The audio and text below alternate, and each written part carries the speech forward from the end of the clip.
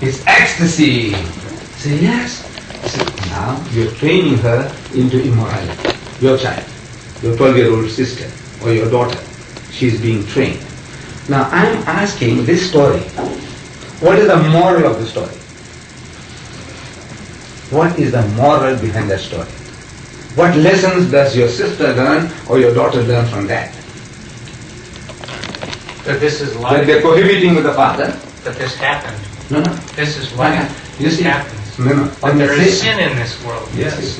And that people do sin. No. When you tell a story, you see in South Africa, your books of pornography are banned. What I can buy from Kennedy Airport in America, I've been to America, and from Heathrow, if I take it to South Africa, and if they catch me with it, I go to jail for 2 years. But he said, it's life, man, life. This is what's happening all the time. He said, you don't bring this into the country, you're going to pollute people's minds. Books of pornography. Jimmy Swaggart has written a book on pornography. And he tells you the dangers of this type of literature. You wouldn't like me to present your sister or your daughter with a book, of pornography, would you? Would you? Certainly not. Right. So, in other words, why? But it's a fact of life. It's going on every day. Because this is a fallen world. Yes. Right. But now, you said, no, you don't give this to my sister or my daughter, even to your wife. If I came to your house in your absence or in your presence, and I started showing her, pornographic pictures, you're going to go berserk. You have every right to throw me out. Am I right? If I try to show your mother. Yes, very much so. Right? So now I do not allow that in my house to this day. Beautiful. That means you have still the morals are still there. Yes. But now in a book of God, you're describing the situation night after night, the daughter is seducing the father. And they get bastard children being begotten. And these bastard children are blessed in that book. The Ammonites and the Moabites, when the Jews came out of Egypt, they were told to kill the Palestinians, men, women and children. Not even animals were to be spared. Nothing that breathes must live, they were told. But the Ammonites and the Moabites I shall not touch, because they are the children of Lot, having cohabited with his daughters. What's the moral? What is the moral of that story? What lesson do you learn to your benefit? Dr. Vernon Jones, an American psychologist of great repute, he carried out experiments on groups of school children to whom certain stories were being read. And he said that these stories made certain slight but permanent changes in character, even in a narrow classroom situation. Whatever you tell the children of a certain age group, same age group, you tell them a different type of stories, and these stories have permanent effect on people's characters. They do. You read this, in my country there were a couple of white guys caught for cohabiting with their daughters, and they said, well, it was written in the Bible, and there's nothing wrong with it, because God did not reprimand Lot. He didn't give him AIDS or syphilis or gonorrhea. Nothing happened. No reprimand. Nothing. So it means it is accepted. Then we go a step further. Genesis, chapter 35, verse 22. I'm not sure I agree with your conclusions. Genesis chapter 35, verse 22. 35:22. It speaks about Reuben, the eldest son of Jacob. He goes and sleeps with his father's wife, means has sex with her.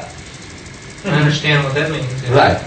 Because your sister would understand sleep with her, so that begin warming her bed, because she must be old. So no, he went and had sex with her, and Israel heard it. They told Israel, Jacob, that look, your son cohabited with this with your wife, that's his mother. And no reaction. There's no reaction. Stop. There's no more context. Then Jacob had so many sons, and through this one and that one and that one, all his sons are listed. But the verse 22 starts at Israel, when Jacob dwelt in that land, Reuben, his eldest son, came in and slept with Bilhah, his father's concubine, and Israel heard it. Finish. Close the book. What's the moral? Son cohabiting with his mother. What's the moral of that? Again, to reveal to mankind that there is sin in the world. And these are the evidences of the types of sin that are committed in the world. Okay? And also shows the shortcomings of mankind.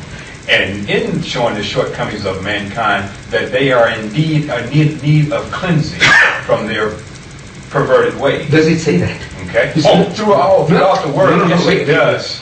Now you read Yes, it there, does. Lot cohabiting with his daughters. Is there a single word saying that this is not to be done? Ammon and Moab was not blessed. Okay? They did reap of the wrath of God because of the sins of the fathers. Yes. Were the Jews not told that kill the Palestinians, men, women and children, Okay. but the Ammonites and the Moabites thou shalt not touch? Oh. There were situations, yes, but they also, though, No, look, listen ahead. carefully. Listen All right. carefully. What is it? Why? Because they are the children of God. Him cohabiting with his daughters. Those bastard children are more blessed than the Palestinians. So they are a blessed people compared to the Palestinians. That's a book, that's a lesson. Reuben goes and cohabits with his mother and not a single word of reprimand. Even the father didn't react. Look man, your grandfather, 80-year-old, if somebody told him that his son, your father, had cohabited with one of his wives, with his mother, he's going to blow his tops. You know that? If he's even paralyzed on one side, he's going to blow his tops and he might have a heart attack. That's human nature. But Israel, he didn't even react. Not one word. He didn't reprimand his son. He didn't give him a slap.